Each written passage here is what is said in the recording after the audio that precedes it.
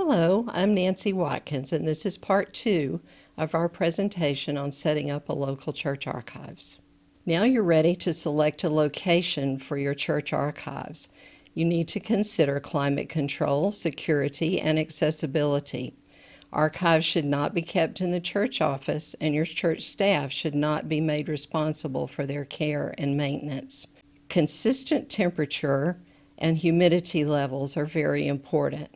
While the ideal is 45% relative humidity and 65 degrees, very few churches can provide this type of consistent environmental control.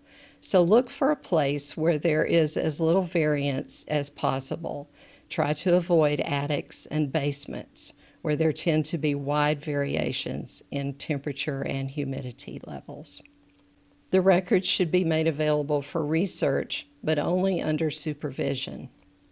Your next step is to gather the records. Use the retention schedule to determine which records should be in the archives. Create an inventory list of what will be in your archives. Now you're ready to organize your records.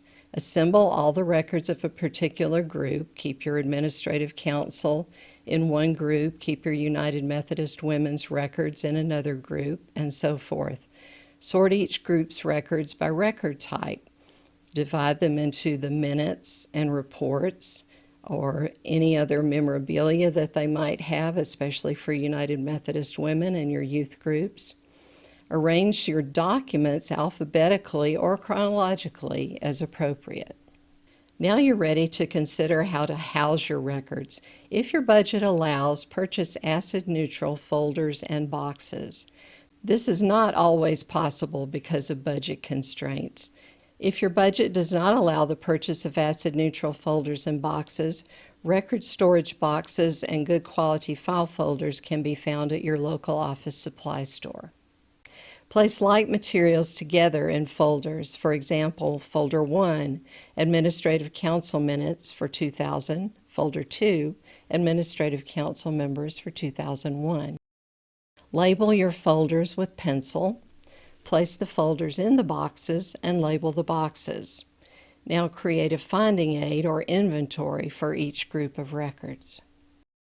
Now let's talk about caring for your records. Here are some key points to remember. Do not do anything that cannot be reversed. No ink, no glue, no lamination.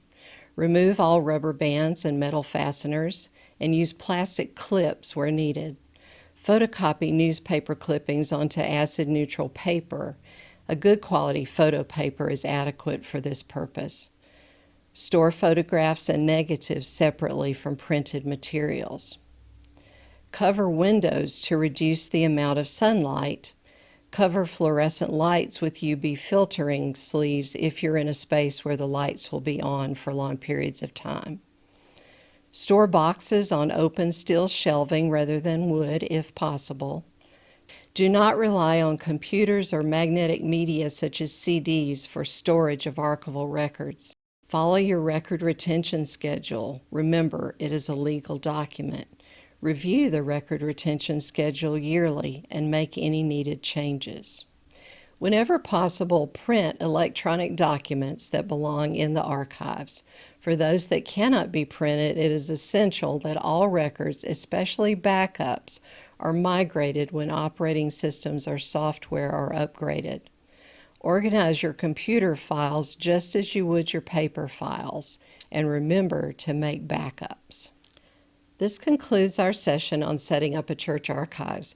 Please feel free to contact me at the information you see on the screen if you have any additional questions.